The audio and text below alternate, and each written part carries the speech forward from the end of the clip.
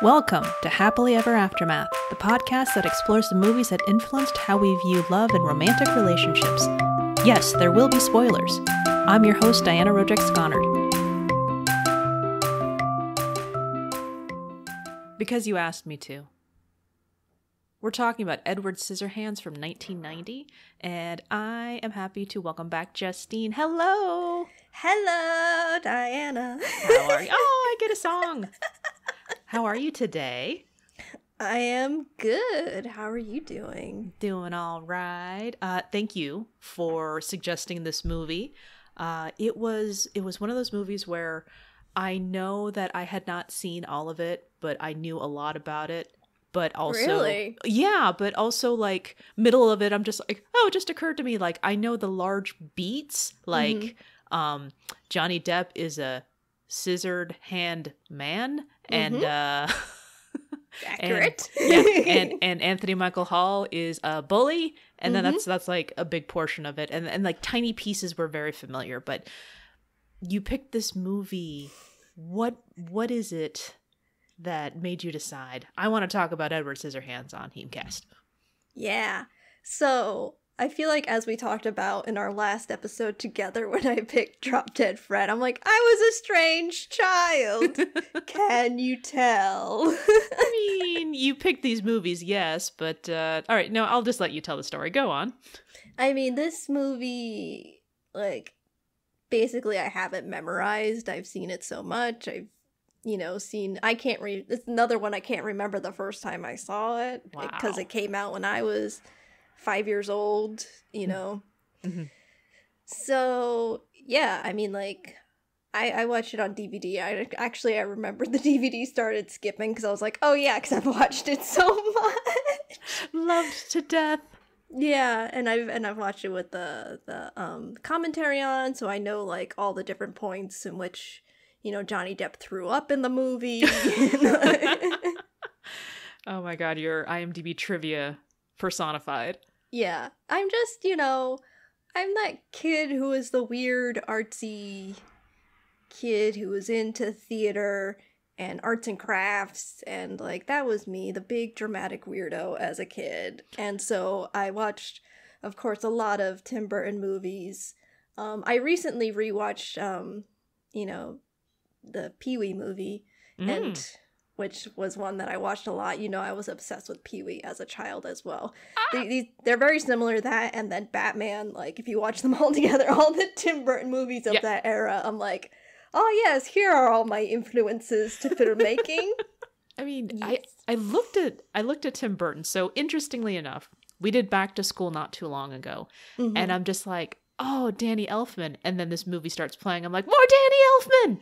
And oh, yeah. I've got the soundtrack that I've burned on CD, too, that I've listened to a lot. Oh, no, I love that so much. Okay, so, and I finally looked it up. So, like, the soundtrack to Back to School is combined with the soundtrack to Pee-wee's Big Adventure. So, just, again, it makes sense. It's all Danny Elfman. But, like, It totally makes sense when I looked up Tim Burton on IMDb, and it's just like, Pee-wee, and then, this is in order, but it's like Batman Returns, Edward Scissorhands, and I'm just like, this has a feel of something very specific, and it's a mood board of German expressionism. Nailed it. And you called yourself the weirdo, and I'm just like, no, you were part of a legion. I mean, I don't want to make you feel less special, but oh yeah. But this makes sense, because I imagine in your domain it was like, oh, I was a weirdo that was obsessed with this, and I'm just like, yes, but there were dots of you in every school and everything, and in fact, shout out to my sister-in-law. One of the things that I remember is very early on in my relationship with Ryan, I came to his house and it was on. And I caught the end of it, and I'm just like, oh, okay, that's kind of cool and everything like that. But it's familiar in my realm, so I'm like, no, you don't get to weirdo. And I mean, that's why probably Tim Burton made movies. I mean, I don't know if you know that he, tried working, at Disney for a while, and he was just too weird for Disney. But flash forward, and that, like, so many of his movies are produced by Disney now. Right. They're like, we're sorry, we made a mistake. We have more money now, come back. Yeah, I mean, yeah, the original Frankenweenie I enjoyed as a kid, like, all of those. Of course, Nightmare Before Christmas. Sure. Like, of course. I've seen that. Even, like, when it was re-released in the theaters and, like, 3D and whatever. I don't know. Whatever. I was a big Tim Burton nerd. Not so much anymore with whatever he's making now. I'm sorry. Well, I mean, eventually we have more choices now. Yeah. That's really what it is. And also it's like, again, if you really think about it, like I mentioned before, Pee-wee, Batman Returns, and The Night Before. I mean, even if you throw in The Night Before Christmas in this movie, I'm just like, wow, he really likes Dark Christmas. Yes, they're all like Christmas movies. Technically, yeah. In fact, I briefly considered doing Batman Returns as a Christmas movie for the podcast. Oh, yes. Very much Christmas. I think we watched that. Yes, we definitely watched that at Christmas last year. Well done. I mean, people need to expand their horizons or just watch the movies that they enjoy. And hey, Christmas. Yes. So I rewatched the movie last night, like I said, and then I was left. It always leaves me sort of like feeling sad, but also like wistful. Yes. But also, I feel like what I felt like in my childhood. To me, like Christmas always feels dark and cold because we're outside a lot, traveling from like house to house. There's often a lot of snow. So it's definitely, you get that like taste and feeling in the atmosphere of that like crisp cold when you're out late at night. Yeah. And that's what also this movie makes me feel like at the end. Oh, okay. So I want to make sure I understood that correctly. So it's you're literally in your childhood have a cold because you would travel, you know, but at the same time this movie kind of has that cold crispness in your feelings as well. Wow. Because remember, like I grew up in New England. Yeah. I'm truly absorbing this because a lot of the times I'm hitting movies where I'm just like, and I was 6 and I watched it and I thought that was cool. And you're just like, I absorbed this into my soul. I'm dramatic still, obviously. But it's elegantly done and I love it. Thank you. I love it. So I want to back up just a minute, and for anyone, so this is a movie that is in culture. No matter what. But for those of you who are still a little bit unfamiliar, I'm going to jump back to the IMDb description for Edward Scissorhands, an artificial man who was incompletely constructed and has scissors for hands, leads a solitary life. Then one day a suburban lady meets him and introduces him to her world. And it's not his first role, but I would say this is a catapulting role for Johnny Depp.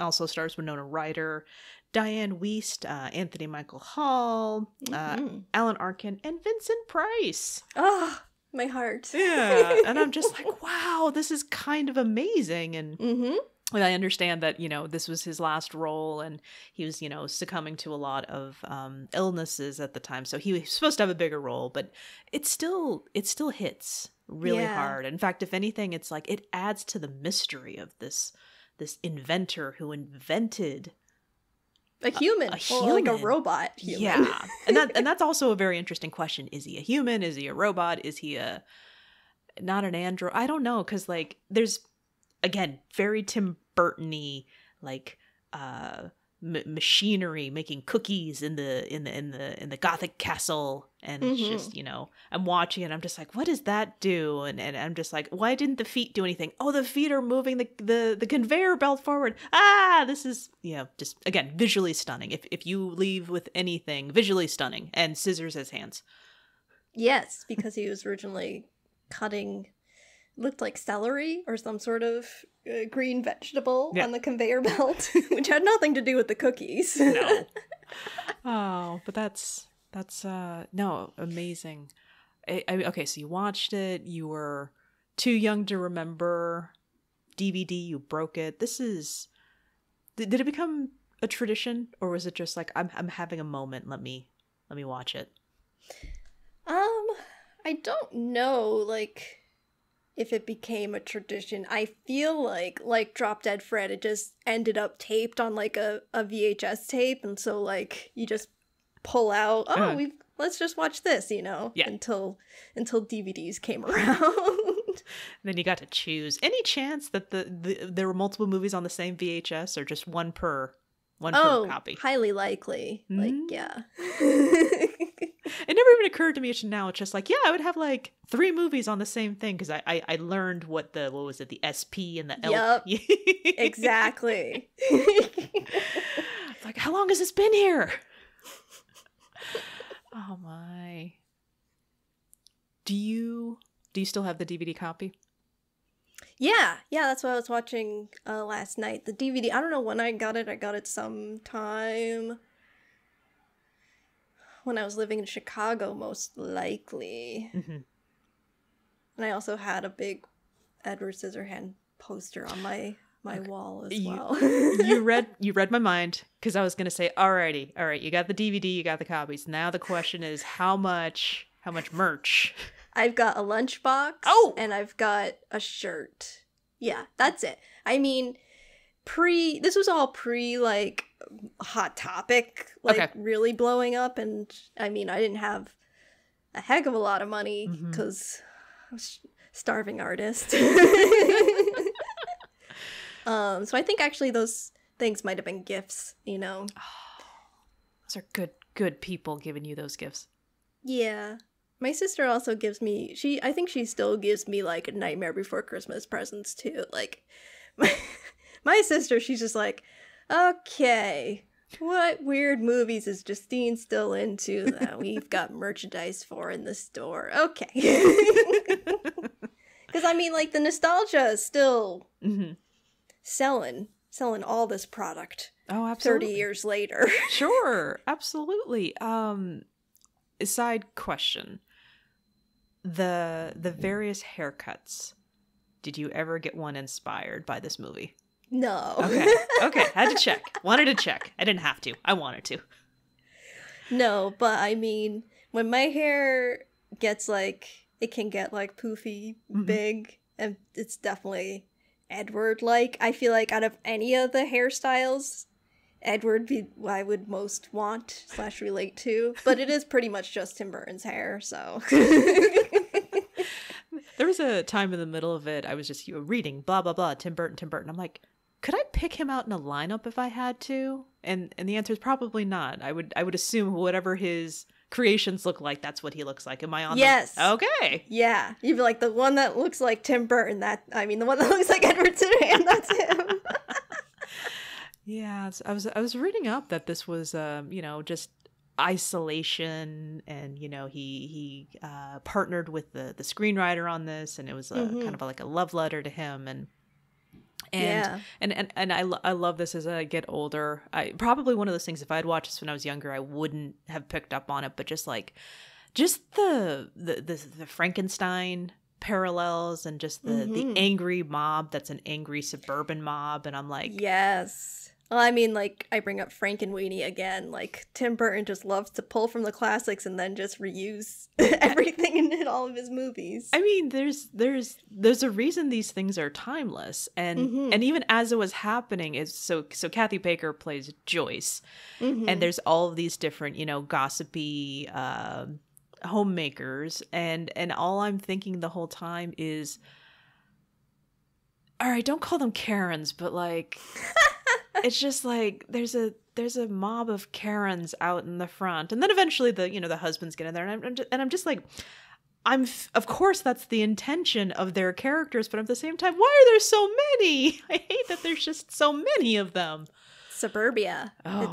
I love that whole like suburbia is weird, man. Like that's yes. the movie. Yes, exactly, and just like. I know that the colors of the homes is meant to be enhanced for effect, but it doesn't feel off. The only thing that feels off, but also could feel of the time, is that I'm just like, it would be modern colors now. It would be earth tones now. Oh, yeah. But you know, it feels 80s in that sense, but that's just, you know, it came out in 1990. It was filmed in the 80s, so it feels about right. But that castle is timeless. Yeah, I love, it's just, like you said, the colors, the uniformity, just how everything looks quote unquote normal. And then just down the street on the big hill, it's a weirdo castle, and this guy decked out in his S&M leather. Like, yeah, and also this, like, the fact that he managed to make the clothes that he was given by, you know, I'm going to say his foster family.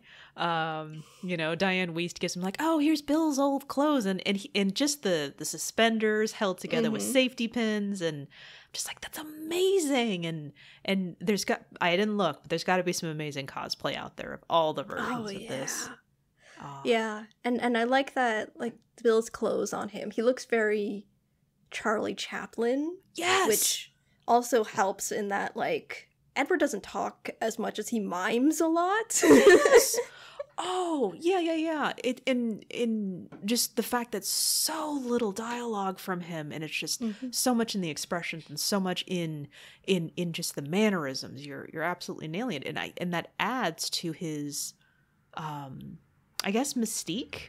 Yeah, the townspeople are clearly intrigued by him. Something that I got new from this viewing was thinking about it in terms of how people treat other people who have disabilities. Oh, absolutely. In fact, I'm thinking of that one character who also has something and bonded with him in the beginning, and then just, oh, he's a villain now? Okay. Yeah, and that same guy, he's the one that called Edward a cripple. Yeah. Like, yes. And it's just like, you're right. It just, they treat him like a child. They never ask him what he wants. Keep calling him Ed. Yeah, exactly. And they just, like, infantilize him. Yep. They, you know, he gets sexually assaulted. Yep. All these things he's just used for their amusement, like his actual craft. They don't pay him money. They pay him in cookies and lemonade. Right. You know? Right. Yeah. And even like the main characters, like Bill, you know, the husband of Dianne Wiest's character, is just like, you know, oh yeah, good job. And then when it's like, oh, this isn't for free, you know, and I'm like, wait, he was just doing all of your yard work for you. Yeah. So that's excellent observation. One of those things. Yeah. It was something I also Googled beforehand and see, what other people have talked about this. And lots of other people have talked about this, and even talked to the writer, what's her name, Caroline Thompson, about like, oh, thank you for writing this from this perspective. And she's just like, I didn't think about it that way, but now I clearly see it, you know? Right. It's you know, art coming through in an interpretation.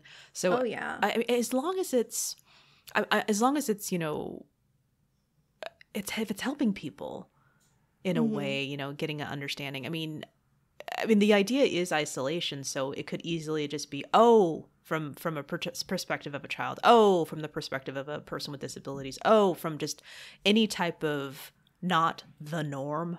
Quote. Yeah. It makes me, like, if you think of, did you see Luca? No, I haven't watched it yet.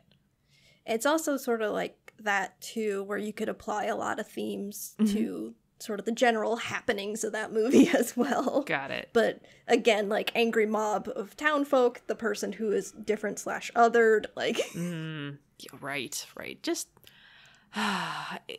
it's kind of amazing, because it's like, if this is happening now in just, like, a small town...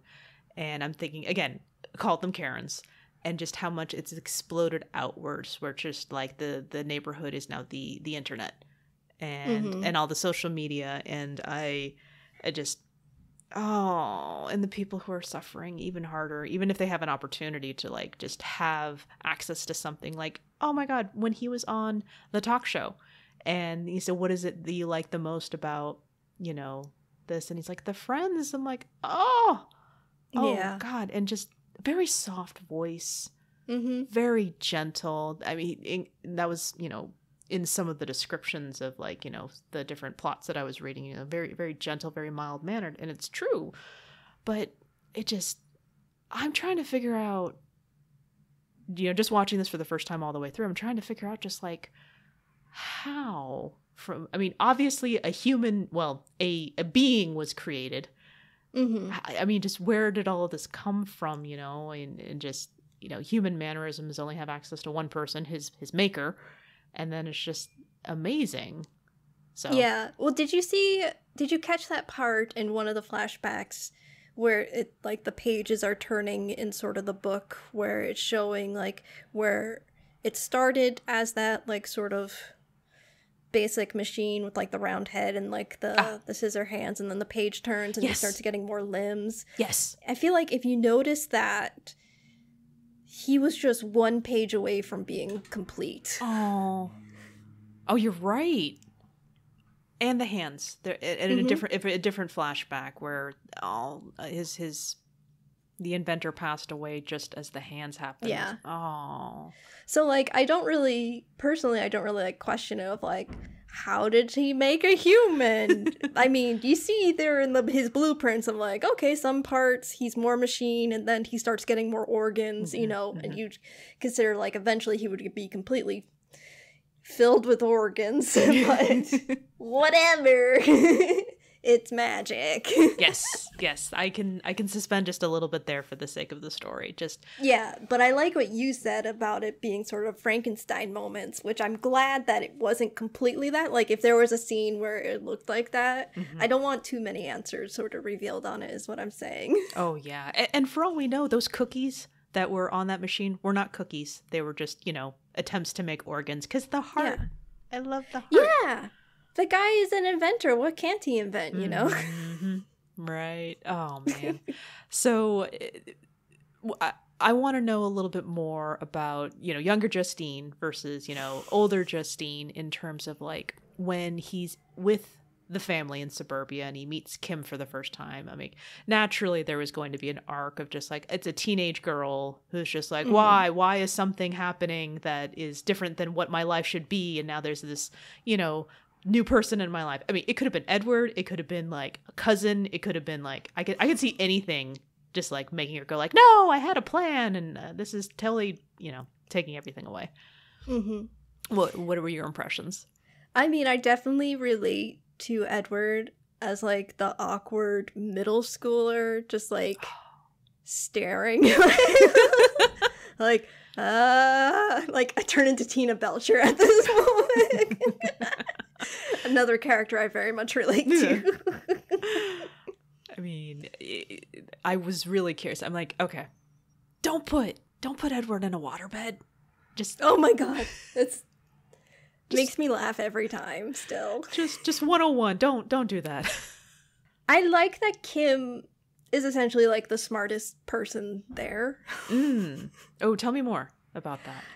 And the parents are so like nonchalant, and it's still like they're part of like the townies who are just like whatever, you know. They don't ever get like too upset until like the end. They don't really question things. Like when they bring Edward in, like Kim is the one who's like, who's this guy? Where did he come from? What's his deal? Like, why does he have to stay with us? Like, you don't know him. Like, exactly. Yeah. And also what's even stranger, they put her in Kim's room at the beginning. I'm like, you had a basement that whole time. Wait a minute. Yeah. They want him to feel like part of the family. Okay. Like, Dianne Wiest takes him in like she's adopting a lost puppy. Like, she's like, come in, you're mine now. Like, right. Not even thinking as all the traumas that he's been through. But I mean, that's not something, I mean, the mental health aspect is not something we would even be thinking of then as more of what we think of now, you know? Yes. Yeah, of course. And in fact, if anything, of course, they're only thinking about the physical in the moment, you know, seeing what, you know, what he has. And this, I have to say this very carefully.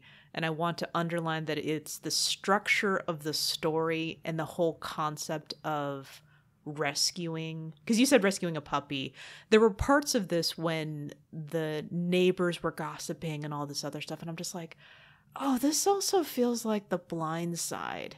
And I don't like that, you know, I don't want to make a blanket statement about that and have it just be like, oh my God, why would you say that? And I'm just like, well, no, this is people in a neighborhood thinking, you know, well, I'm going to rescue this person. And, you know, there's thinking, oh, it's the right thing to do. I'm just like, yeah, but also be very careful about how it's going to affect them. You think, oh, they're going to come to me, therefore it will be better. And I'm like, oh no, now you got an angry mob running after Edward, and now you're just like, go away, Edward, we're done here. It's like, wait, no, why would you do that? So yeah, you think this leans a bit into the whole white savior narrative? Right, exactly. And just you've got the perfect, you know, examples of that, where you have someone who thinks they're doing the right thing, but in turn they're not looking at the whole scope of it. And then you have, oh shoot, what's her name?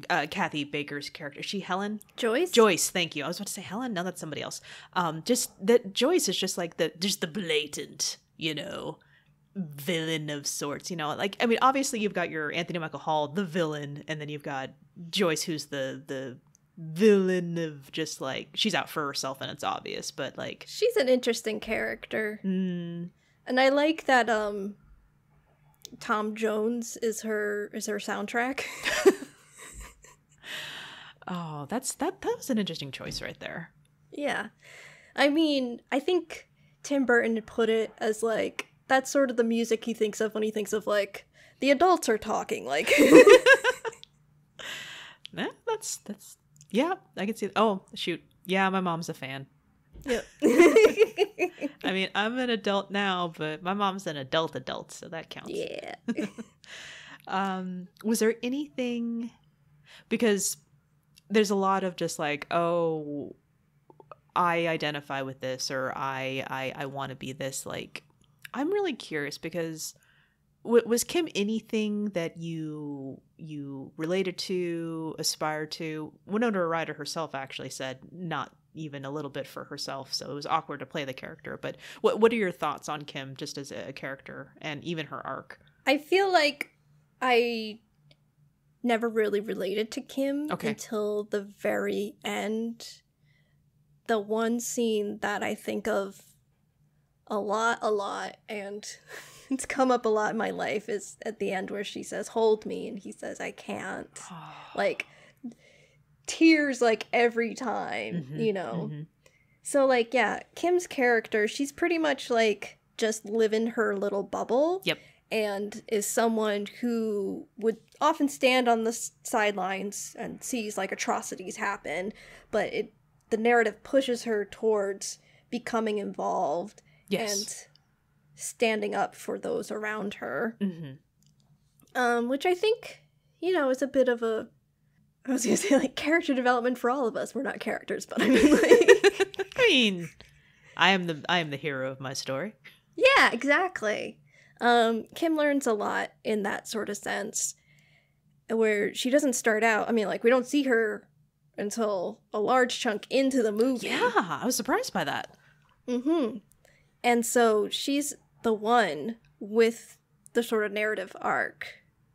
Right. And Dianne Wiest also, to an extent. Not as strong, but yes. Not as strong, yeah. But yeah, Kim is the one who learns the lesson, which I feel like Kim is the observant one, you know? Yes. As I've been saying before, when she came in, she's like, why are we doing this? Why is that? You know, like... Right. And also, extra credit for Kim. To those of you, I mean, we haven't touched too hard, but spoiler on this. In the end, you know, large, you know, confrontation, Kim is the one who comes up with the idea of what to do to get the angry mob to go away. And it's kind of amazing that she's doing it in real time and also is able to anticipate that all it takes is a tiny bit of evidence for everyone to just be like, oh, okay, I'm going home. Yeah. I also think that Edward wouldn't have killed Jim unless Kim had said it was okay. Oh. And Kim was the first one that said, I will kill you, to Jim. Oh, interesting. I thought you were going to say that he wouldn't have done that if he wasn't threatening her, but the permission thing, That's just what I get from it. No, that's kind of, well, it actually, that's a brilliant observation, because it goes to a family dinner. So Edward is arrested. I'm trying to remember. Oh, for the thing he got set up for, stealing. And there's this whole right and wrong thing. And again, Kim observing, she's just like, well, if you found a bag of money, I think you should give it. I mean, the nicest option is giving it to your, the people in your life, taking the place. Oh, it's not the right thing to do. And I'm like, but yeah. And it still, it holds up even now. Like, just, well, I guess ethics. The whole, what's right, what's wrong. I mean, Edward did kill the guy at the end, but the guy was going to kill him. Jim was going to kill him. Yeah, he was. I mean, that was, he literally came there to kill him. Yeah. What? Jim, what are you doing? I can't even begin to process that. Love Anthony Michael Hall for this, too. Yeah, well, someone has to play the villain, and good for him. But at the same time, very effective Anthony Michael Hall. Yeah, and I think he was trying to get out of his sort of 80s geek roles, Yeah, oh, exactly. I mean, that absolutely. This is his version of, like, the teenage what have you from, posing nude in a magazine. Yeah. Which is fine if you want to do that as a consenting adult. Oh, yeah, exactly. But it's just like, oh, no, trying to shed the tween fans or whatever. So, yeah. Okay, so there is an actual scene. Oh, no, Kim actually says, she says, I love you to Edward. And Edward says very little. So I can ask it point blank. I don't have to ask for any nuances. Oh, actually, no, that's not necessarily true, because Edward doesn't say anything. I say what I think of that scene? Please do. Hold on, I wrote it down. So good. Okay. Yeah. So, like, he says goodbye to her. Mm-hmm. Like, he knows, like, goodbye. And then I just start crying at that point. And then they kiss for the first time and last time. Mm-hmm. And she says, I love you. And, like, he closes his eyes at that point, because I feel like that's all he ever wanted. Mm. If you think about, like, all, like, the cutouts on his bed. Yeah. There's, like, that sort of emblem of, like, love and even, like, maternal love on there. Mm-hmm. I think that's something that he has been wanting, just to be loved, just to be held, like, right, just to be cared for. The one that they panned on the longest was the boy has no eyes but can read with his hands. Mm-hmm. And for me, I was just thinking, like, focusing on the hands things, like, oh, he really, really wants hands. But actually, looking back on it, it's like, no, this is about despite, mm-hmm. even though he has no eyes, he's able to read with his hands. He's not pining for the hands. He's pining for a way. Yeah, even pining for connection. Yeah, exactly. Which Dianne Wiest's character started with, but Kim was ultimately the one who provided it. Yeah, I do think he got that maternal love from Peg, from Dianne Wiest's character. Peg. But I mean, like, even at the end of the day, like, your mom can't save you, like, I don't know, like, he's got to fly from the nest that she's created for him as well. Right. Sort of thing. Well, I mean, a lot of metaphors. Well, there's maternal, and to me that's protective, but yes, this can be the case, but your mom's not your friend when you're a kid. So there's something lacking in there. So you have, friends connections, you have, parent connections, you have, love connections, romantic and non, and all of them will fill, the needs as you go. So yeah, I can see, Peg providing something, but it's, again, I love my mom, but I need my siblings. I need my family. And Peg could not protect him forever. Not at all. She barely could do it in the movie. Yeah, and, like, Peg came to that realization that was her arc of, like, I can't protect him like I want to by keeping him here. I know. So many feels. Yes, it is, and it's concentrated, you know, and it just, you realize it afterwards. I don't know, maybe it's like an ice cube of flavor, and I was sipping it the whole time, and then I chewed on the ice cube. It's like, whoa! I just realized what happened. Yeah, but you're right, and I like the whole like Frankenstein's monster metaphor. The people then turn around and be like, he's a monster! He's no longer interesting, therefore. He's not like a... Yes, exactly. He no longer serves a use to us. Yes! Get rid of him. Oh, God. Come on. Tim Burton, what have you done? Making you think about some things. I just wanted it to be interesting and pretty and whimsical. Definitely whimsical. Definitely, yep. Indeed. And then if you remember, like, sort of my favorite trope in movies is magic snow, and then like this is like ultimate magic snow. Yes. I'm like, how is it flying? Oh, right. If Edward can be created, then snow can do what it's talking about right now. That was, again, so whimsical. Edward makes the snow. He does. I don't know how he gets those big blocks of ice up there, but whatever, don't worry about it. I thought about that too. I'm just like, this is beautiful. Is he getting deliveries like weekly? Yep. He's got Amazon now. Or it's only when it's on sale, so that's why it only does during certain seasons. Nobody wants ice during the cold time, so let's put it on there. Yeah. So those were your thoughts on the scene, you know, but when did Kim fall in love? Oh, right. Yeah. I think, going back through my notes again. Take your time. Kim knows, first of all, that Edward has a crush on her earlier on. Yep. And Jim points it out. Jerk. Yeah. But also, I think if she was happy with Jim, she wouldn't, have really pondered Edward in that way. So, like, Jim was the ending of his own... I don't know the words anymore. He signed his own death warrant? I don't know. That's... Ew. I don't want to put it that I know. I just, that's the first thing that I thought of. If Jim wasn't so abusive and crazy, he would have had a girlfriend and a happy life. But he, was abusive and crazy. Entitled. Blame his parenting, I guess. Ugh. That's what the movie would sort of allude to. Exactly, yeah. You are what your parents... Oh, God, it's turning into a sort of Harry Potter sort of thing, too. It is our choices. Yes, and? And, there's the point where he's on the TV show, and, he was asked that question, is there a lady in your life?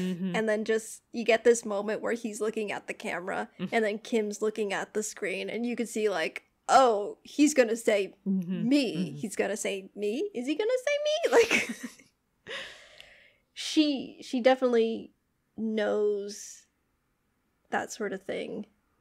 But I don't think, like, she's in love with him at that point. But I think she's, like, sort of intrigued because, like, also Jim is starting to act more like a stupid doo-doo head. And where Edward is, like, this really nice guy. Really nice guy. Being basically just going along with all the things that are being asked of him, and also genuinely wanting to be a part of it. Like, right, so that leads to them stealing or attempting to steal Jim's parents' stuff. Right. And Edward gets arrested. Yep. And so then after all that, Kim's like, oh, it must have really sucked for you to find out that it was Jim's house. And he goes, I knew it was Jim's house. Why did you do it? Because you asked me to. Right. And then she's, at that point, anything after that point, she wants nothing to do with Jim anymore. And she's like, okay, this guy is a real guy and you suck, Jim. Exactly. And in fact, that I will chime in with that. That's my moment for her. That's her turning point. I don't, I think that's her turning point for him in terms of that, because obviously she knows he has the crush. that's her seeing in a different light in a positive way instead of just the don't like me, that's bad for me. Yeah. And then I think it's when she's dancing in the snow. Yes. That, like, this man can make magic. Like, snow is magic. You cannot convince me otherwise. I mean, this movie is definitely pushing that agenda. That's probably why I think it's You're right, though. I mean, you've experienced it, and it's magic. I haven't experienced it, so I haven't had the full opportunity to experience it in all its glory. You've never danced in snow? I've never danced in snow. Oh. No, I've only gone out, and it's like, oh, it's all slushy and dirty. I'm gonna go back inside. Yeah, you gotta put that on your bucket list or something. Done and done. Yeah. But yeah, I totally agree with you. It was like Christmas where she's just like, I am all in on this guy. Unfortunately, that would be the last time she sees him, but it's unfortunate. Oh man. So let's touch just a little bit. Like, obviously Edward has a, infatuation with her. Do we even want to get into the mechanics, or are we going to work in the magic realm? I mean, my whole thing of, like, he sees the picture of her and she's a beautiful woman. She's Winona Ryder. I mean, come on. Yeah. You're like, damn. Real life Johnny Depp did it, so why wouldn't Edward do it? Yeah. I mean, the whole, like, yeah, he's partially a machine, but also I think machines would totally love Winona Ryder too. That's yeah. I'm trying to think of a way to say just like, what? I don't know her other relationships, so I'm just like, oh, did she date any robots? No. I can't make a joke.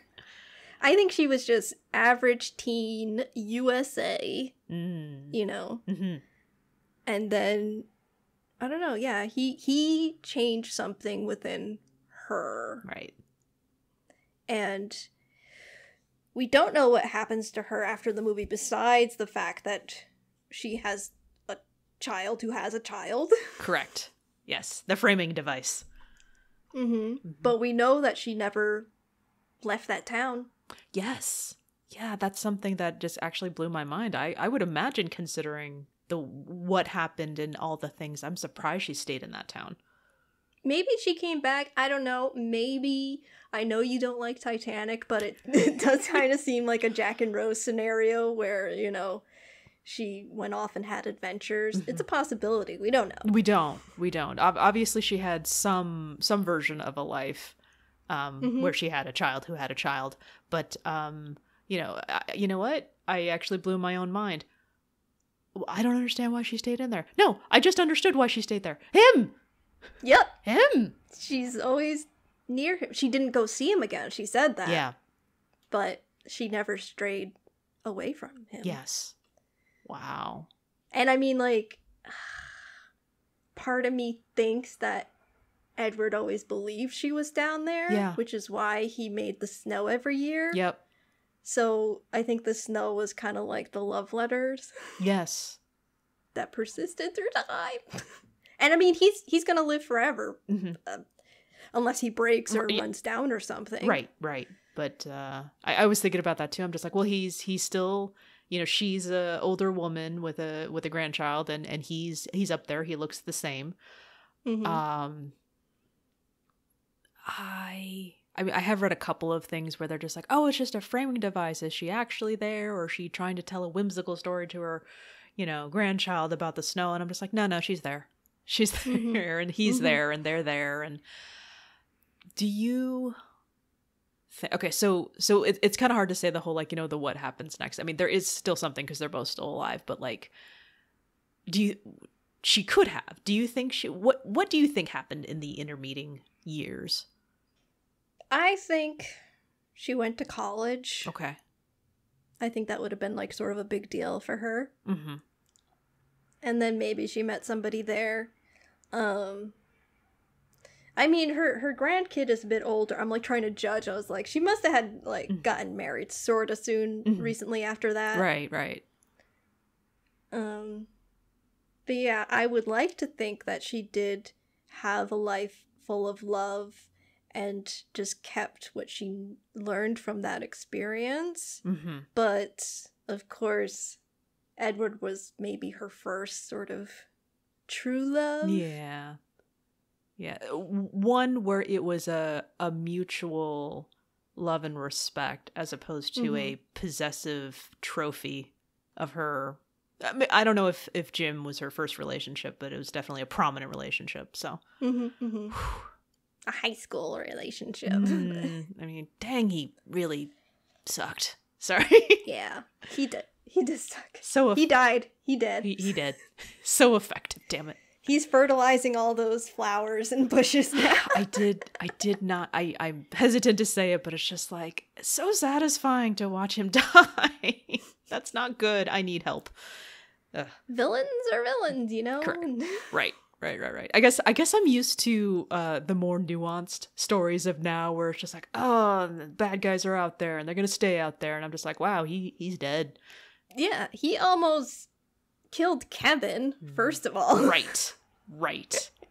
He almost, murdered a child. And then murdered a teenager. Okay. Anyways, don't be like Jim. Don't be like Jim. Be kind like Edward. Be observant like Kim. Yes. Oh my god. You are just nailing it right now. Yeah. Oh man. Yeah, I agree with you. I think she did do that where she actually, I'm trying to think if that, I mean, was she in the same house as where she lived? I don't know if that's clear. No, I couldn't tell. But yeah, there's I think she did go off, finish high school. I say this a lot in a lot of episodes, but some therapy had to be involved because, you know, definitely a traumatic experience. Met someone, lived loving because that's what she was given and that's what she knows he wanted for her and for himself. Yeah. Okay. And then came back and spreads the love.